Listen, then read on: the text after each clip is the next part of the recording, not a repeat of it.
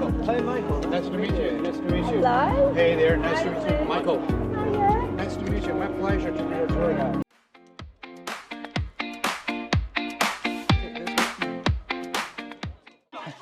Let me show you the picture and the stories about this building and the stories behind this building. This is the most important palace in the Forbidden City. It's called Hall of Supreme Harmony. The first building in the outer court, the tallest building in the Forbidden City, the most important one as well. That was the place where for the emperor to celebrate their birthdays, the winter solstice, the Chinese New Year, and also the place where the emperor ascended the throne. The last emperor Puyi, who ascended the throne here at the age of only 3 years old. Wow. That baby emperor. He had a lot to say then.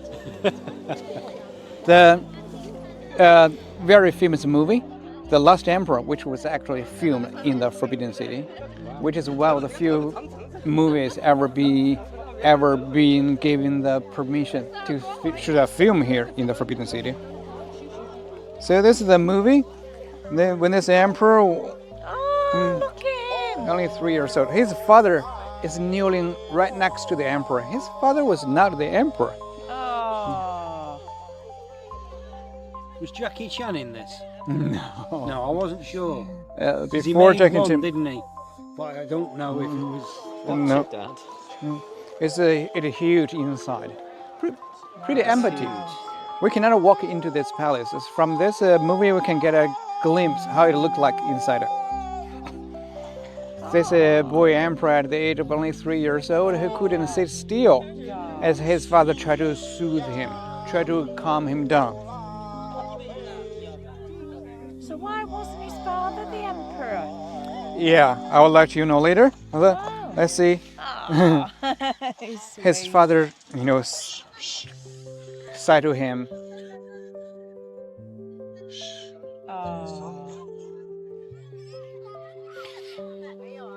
his father said it will soon be over. That minister got so shocked, got so stunned, for he thought that his father suggested the Qing dynasty will soon be over. Oh, yeah. And 3 years later, what his father suggested really come true. The dynasty lasted for 267 years, collapsed. His father, what his father said, jinxed the dynasty. Okay, and this. So, for him to be so young when the other ones were there, his granddad and his father, why didn't they take over? Did they doom it from doing that? That's a great question. Because the emperor before him had no children, no son. And when that emperor passed away, he was designated by the Dragon Lady as the new emperor of the country. The baby emperor are prone to be easily led instead of an adult. That's why his father was not designated as the emperor, instead of himself designated by that Dragon Lady as the new emperor of the country. So the Dragon Lady was who? The Dragon Lady was this lady. She was a concubine of the emperor. And then when she gave the son to the emperor, she became the second most powerful lady in the country. And her husband died at a very young age, at 31. Her son, the only son of the emperor, became a new emperor at the age of only 6. But her son was too young to control over the power, to control over the country. That's why she put him on the throne in the front. She would sit behind him with a curtain in between. She would tell him what to say, what to do. We call that period the power behind the curtain. She accessed the power behind the curtain for 48 years. Wow. And her son died at the age of only 19. He was supposed to control over the country on himself after getting married at the age of 18, but he died in the next year at the age of 19. And the Dragon Lady picked up a boy from the royal family at the age of only 4. That boy was actually her nephew, her sister's son, to control the power easily above the kid. And when that emperor turned to the age of 28, she put him under the house arrest for 10 years until to the day when he passed away. So when that emperor died, she picked up the last emperor.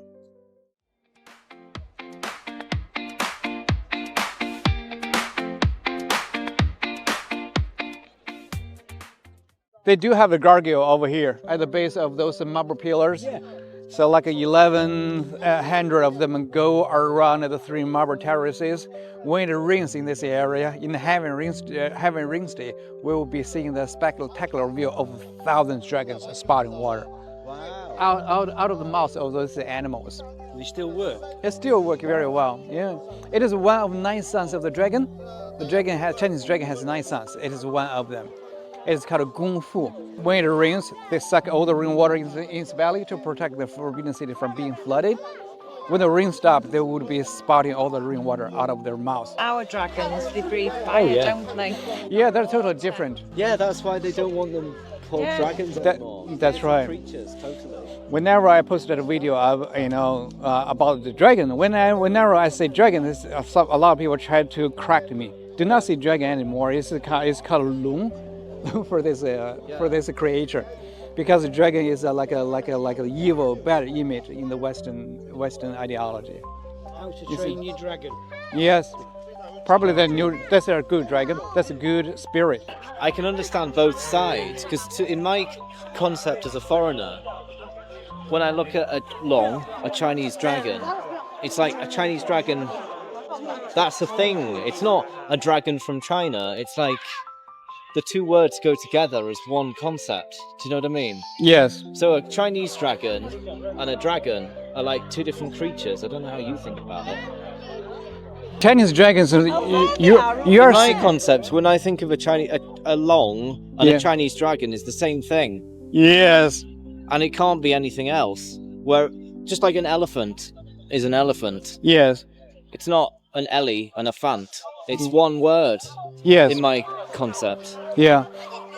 But in the I guess Western it's not the world, same for everybody but in the else. Western ideology, in the Western mindset, when you mention the word of the dragon, that is kind of it bring you to the concept of the bad image, of the evil image.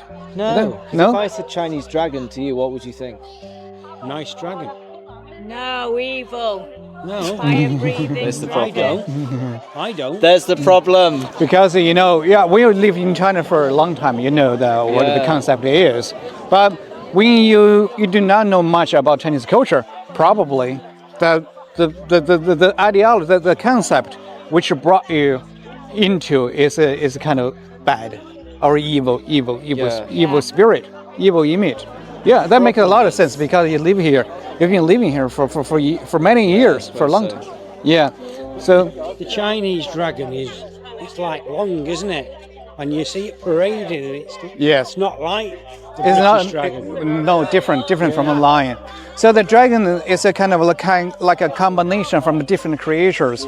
The hide of an ox, like the body of the snake, and full of the fish scales, eagle claws, deer antlers. It's a combination of different creatures. Is it?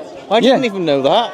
It is. Thank you. That's It's a really co- interesting. There's a combination from the different creatures and mythical animal. It's considered the totem of the country. Has been worshipped by our people for a couple of thousand years. Even the emperor considered themselves as the true dragon heavenly son. That's why we can see like more than 50,000 dragons in the Forbidden City. Right. The good symbol, good luck, good omen, has a lot of authentic, auspicious meanings in this country. Okay.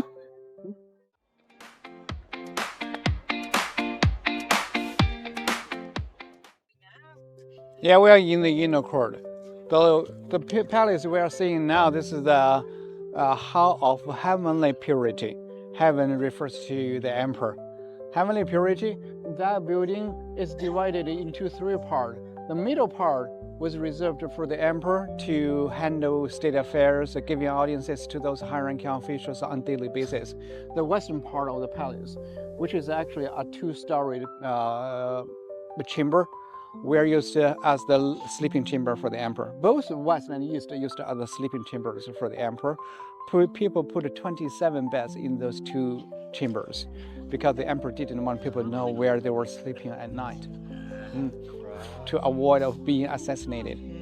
In Subject, yeah. in 1542, there was a Ming emperor, Emperor Jiajing. He was nearly being assassinated in this palace by those palace girls because he treated them very bad. This emperor who obsessed with the longevity pill. Whenever he took those longevity pill, he would become very moody, very unpredictable. He might punish or even kill those palace girls. So those girls thought that why don't we kill So him? Might have a mental illness, schizophrenia or something. Yes. Something. Yeah. Definitely a mental. Because of that, so-called longevity pill. And those people, those girls, they snuck into this palace, tried to strangle the emperor to death, but they failed. And they took out their hairpin to stab the emperor, to try to kill the emperor. They failed again. And then one lady who betrayed the rest of those palace girls and reported the incident to the empress. The empress arrived with a guard and subdued all those palace girls, and they were given the death penalty eventually. So after that, the emperor put 27 beds in those two chambers, instead, to avoid of being assassinated again. The last major event ever held in this palace was on December 1st, 1922, the wedding ceremony for the last emperor. And there are a lot of small buildings that are standing around this courtyard. The one over here with the door open, that one was a place called Jingshi Fang, which could be translated as the office of respectful affairs, where the head eunuchs work at. Those people, the main job for those people was to oversee those eunuchs and palace maid work in the inner court. Another job for those eunuchs were to write down the exact date and time whenever the emperor had the intimate activities with the ladies.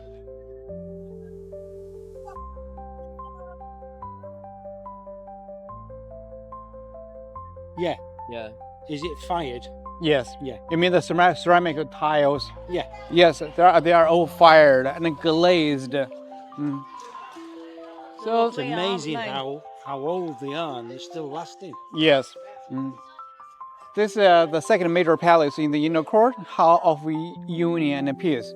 This was the place for the emperors to do their daily businesses, to work at, used as the offices of those emperors, because the empress considered as the leader or the king of the inner court. All those concubines and the eunuchs are under her control. So this is used as the office of those ladies. Now, which houses two ancient clocks. One is over here. We can see the outline of that big clock. This is a water clock, composed by 3 containers. So the water is dripping down from the top to the middle and to the bottom. And there's a small figurine down here. As the water fill into the container, so that figurine will be rising up and showing many scales on the body, which is the way to check the time back in the days. So this ancient water clock has a history of 3,000 years. I mean, not this one. I mean, the way to check the time is around 3,000 years. And there's a Western clock over here, standing on right behind the window. Over here, this is a Western clock. This is a Western clock, a 3.4 meters tall. It is given by this Italian missionary in 1600. Wow. So from 1600, Chinese emperors start to use the Western clock in the Forbidden City. Right.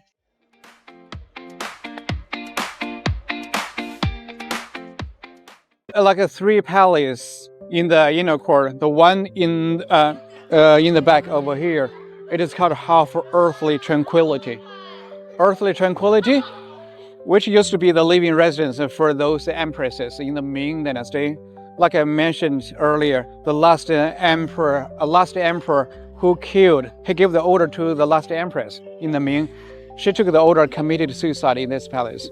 And when those Qing emperors, when they arrived in the Forbidden City, they thought this palace was like an ominous, was an unlucky place, was a cursed place. So they never wanted to live in this kind of palace. They either live on the west or in the east of the central axis. So later on, part of this building was converted into a place for practicing the shamanism. You know shamanism? Oh, yeah. 萨满教. So the temporary living quarters for those poor boys, the eunuchs. That's the picture of those poor boys, the eunuchs, apart from the clothes and the hats. What else do you think they have in common on their appearance? They're all the same size. Yeah, similar. Height-wise. They have no beard Oh, Yeah. no. because of No facial hair. Yeah. no facial Well, hair. how old are they? Because no that body part. Their body cannot. Testosterone has gone. That's right. Right. Cannot secrete sense. testosterone Oh, God, or they're hormone. older than what you think. I thought, well, they're Yeah. only boys. But they're not. If you But look at they're this one, not. it's quite old, and that one's even older. Yeah. Yeah, you see different ages. They look like children, don't they? They look like children, very young, around the age of 15 or 16 years old. Because they've got Yeah, how old they can live? Yeah. Well, the oldest, the last eunuch died in 1996 at the age of 94. Wow. They could, some of them can enjoy this long life, longevity. How old were they there on that picture? I think around the age of 15, 16 years old. I'm looking at Oh gosh, sorry. Yeah. this one here. He looks quite old. Yeah, that one looks older. That one. Yeah, looks Yeah. around the age of around 30. Yeah. I think they look older than they actually. I think they're actually.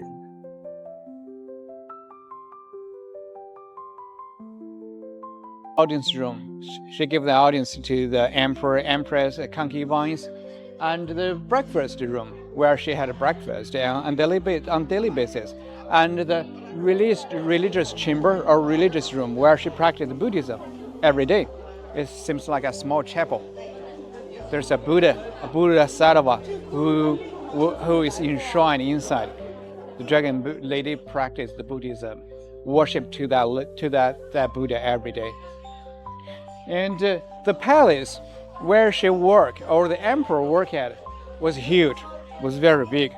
But when they sleep, they prefer to sleep in a small room, because small room can gather more energy, gather more qi. If you sleep in a large house, your energy might be depleted, end up being sick the next day. And if you sleep in a small room, you can gather a lot of energy and being very energetic the day next. So now, no matter the emperor or empress, even the common people, they prefer to sleep in a small room to get more energy. Okay? Selection process to actually become the dragon lady. Yeah. To get so much power yeah. and been selected. Was it from great houses? Great. Great like houses, meaning societies of people, so people who were high up, and then they selected from. She selected from the beauty selection ceremony when she was born in those noble Manchurian family. All those girls between the age of 13 and 17 would be prepared, would be getting registered for the beauty selection ceremony. They only select those Manchurian girls. Yeah. I mean, so she's from this wealthy Manchurian family, and she was eligible for taking part in this beauty selection ceremony. Yeah, it is.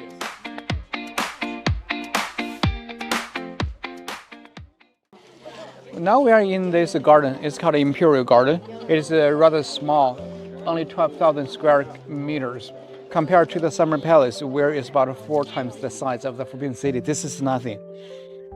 But here was the only place for those low-ranking concubines or unfavored concubines to hang out a little bit, to relax, to chill back in the days. They do not allow to step out of the inner court, not mentioning the Forbidden City. And this building over here, which used as the sleeping quarter or the living residence of the emperor's English teacher at the end of the Qing dynasty. Reginald Johnston came from Scotland. This is Reginald Johnston. But he is a very famous scholar and living in China more than 3 decades. He has a profound understanding of the Chinese culture, Chinese literature, Chinese art, Chinese Buddhism. He wrote many famous books. And he came into the Forbidden City and hired as the English teacher of the last emperor in 1919 at the age of 45, when the emperor was at the age of 14. So he treated the last emperor like a father to a son. They get along very well and brought a lot of impact to this boy emperor. Many of them are the positive impacts. And who taught the last emperor English, mathematics, and geography. And under his impact, the emperor cut out his queue and started to wear the glasses.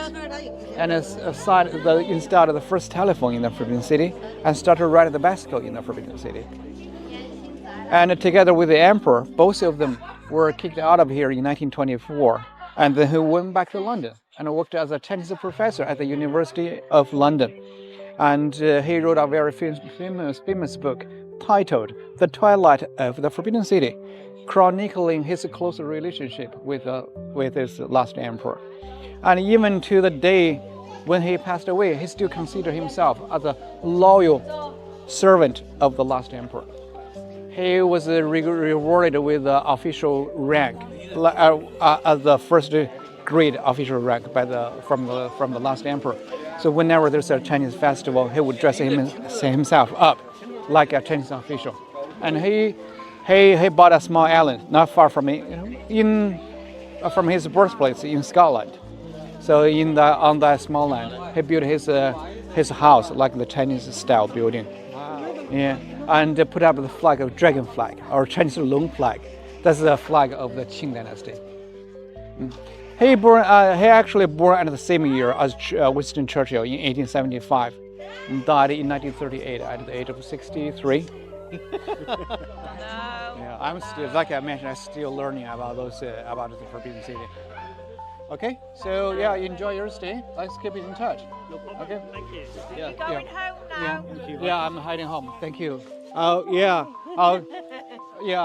Shaun and I think we can work together a lot in the future. Yeah. About creating our good content. Yeah. Okay. Sure. Thank you.